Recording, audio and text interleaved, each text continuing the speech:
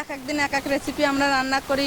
এই যে আজকে রান্না করবো সেখানে আলু ঘন্ট করবো আর একটা করে বাটা মাছ সবাইকে দেবো ভাজি করে। এখানে রান্নায় গ্রামের লোকজন সবাই খেতে আসে, যে আসবে সেই খাবে।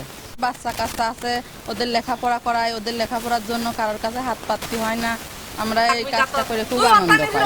আমরা হচ্ছে এখানে খাবার কিনে খেতে পারি না, হেনে আমরা খাবার খাই, হেনে ভালো মন্দ খাই। প্রতিদিন আমরা যা সাধ্য পারিনি আমরা সেই সাধ্য করে আমার মালিক খাতে দেয়। আমার খুব পছন্দ এই খাবার, আমরা প্রতিদিন খাই আরো বাড়িতে নিয়ে যাওয়ার বাচ্চা কাচ্চার সাথে আরো বসে খাই রাত্রে রান্ধিনি।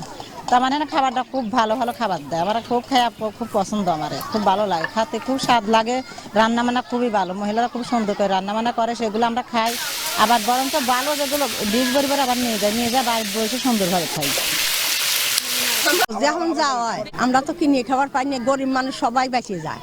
আমরা রাত্রে আর রান্না করি না, এইটা 2 চামচ দিলে খাই, একটা 2 দিনে দেয়।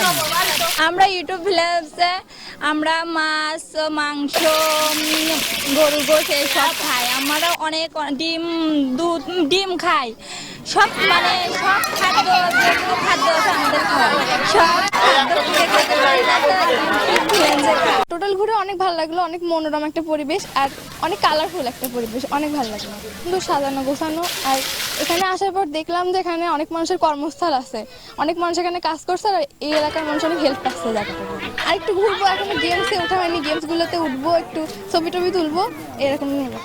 আর এখানে একটা দেখলাম যে কি এখানে ভালো কোনো একটা রেস্টুরেন্ট নাই, মানে খাওয়ার একটা কোনো জায়গা নাই। একটা যদি ভালো কোনো খাবারের জায়গা থাকতো তাহলে সেখানে এসে ঘুরে খেয়ে সব একটু বেশি মজা।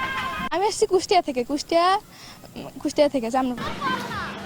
অবশ্যই ভালো লাগছে, কারণ আমাদের গ্রামের মধ্যে বেড়ানোর সেরকম জায়গা ছিল না। এই জায়গাটা ইউটিউব ভিলেজটা একটা নতুন উদ্যোগে করা হয়েছে, আমরা খুবই খুশি। কারণ গ্রামের মানুষ চাই একটু মানে দিন শেষে বা সপ্তাহ শেষে মাস শেষে কিন্তু একটু বেড়াতে, তো সেই জায়গাটা এখানে নতুন করে করা হয়েছে, অন্য কোথাও কিন্তু গ্রামের মধ্যে নেই। ইউটিউব ভিলেজটাই কিন্তু সর্বপ্রথম এটা করা হয়েছে।